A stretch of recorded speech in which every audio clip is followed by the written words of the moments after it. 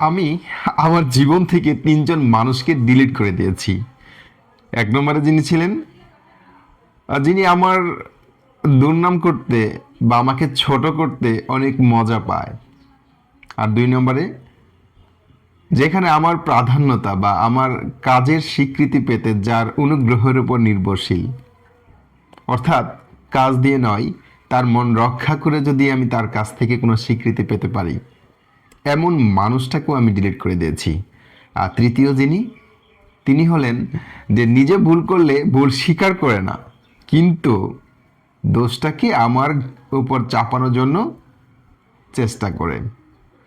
এই তিন রকম অভিপ্রায়ের মানুষগুলো পারলে আপনি ডিলিট করে দেন আপনার জীবন থেকে।